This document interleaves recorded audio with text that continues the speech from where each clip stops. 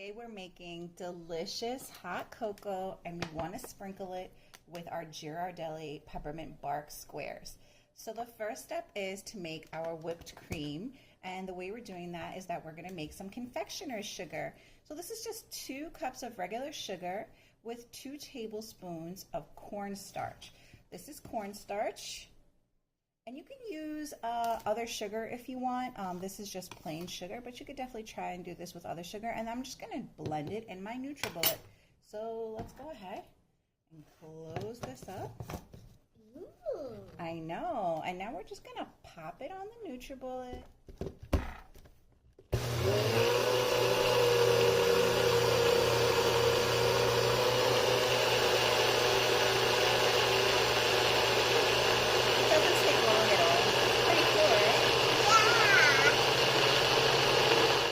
Just took it off and I'm just giving it a little shake. You want to give it a shaky? Okay, just to make sure we get it all in, but it looks really good. It's so much heavier and the consistency has changed so much. So pat it and let's just turn that. Look at that. Powdered sugar, right? It's so smoky now, but see how the consistency has changed? Okay, so that's the first ingredient to our whipped cream. A little tip with the extra confectioner sugar you have, just make a funnel out of a paper. Sometimes the plastic funnels, the tips are a little small, so the sugar doesn't really go down well, but this paper works great. You can control how big the opening is, and it just goes down into your jar so well. And this is just a recycled jar. This was like a jam jar. And it's on the larger side, which is great. And obviously, if this gets stuck, I can let go of the paper and then hold it back. It's just super convenient. The plastic ones are great for some things, but confectioner's sugar, for some reason, it just seems to get stuck in there. It like lumps up together. So let's just do that. So I'm just going to store all my extra confectioner's sugar in here, and whenever I need it, I have it made. And that's that. Convenient, right? Yeah. It looks pretty too. Okay, now for our whipped cream, we need a 1/4 cup of that confectioner's sugar, and we're going to pop it in here. And this is just the blending cup that came with my hand mixer. I'm just going to scratch all this out, scrape it in there. And then we need 1 cup of heavy whipping cream. We're just going to pop this open and pour it right in here.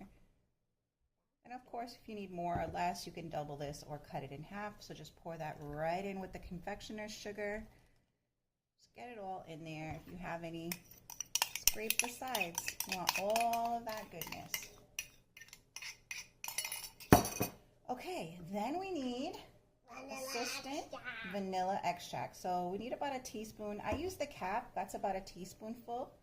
And then you're going to just pop that in there.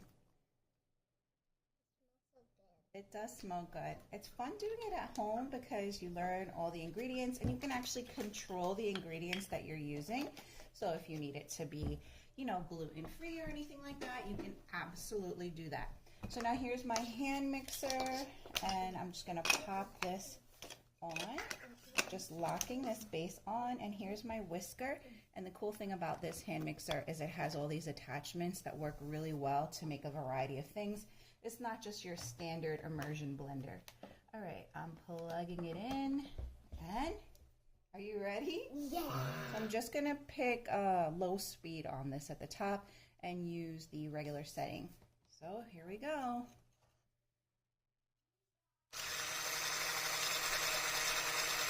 And we just want to let this do its thing until it reaches stiff peaks. There's some on the bottom. I see that. I'll show you that if you don't have one of those immersion blenders, you can use a regular handheld blender or whisk or one of these. I've had this one forever.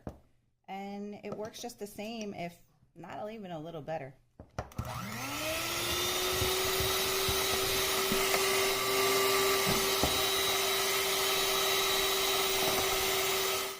Ready, and so is our whipped cream. When it reaches like a smooth, silky consistency like this, it's ready to go. It's super light, If you want it thicker than this, you're gonna beat it longer. So just continue to mix it. I also have my candy cane out here. I broke it in a couple of pieces, and then I just have a small knife, and I'm just roughly cutting the edges off, and they just basically just break off as you put the knife on it like that. So you cut up as much as you need for as many cocoa cups, and then you can keep larger pieces so that you can go ahead, add your whipped cream to your cup of cocoa. So just dollop the amount that you want on there. You can be as generous as you want. It's going to sit on top of your mug just like so. Then you can go ahead and take your candy cane, sprinkle it on top. You can even take one of the larger pieces and kind of put it on the edge of your mug. And then you can take, peppermint bark chocolate if you want. Open this up and you can do the same. So you can also serve this next to the cup on the little plate, or as I'm going to show you, take your square out. This is what it looks like.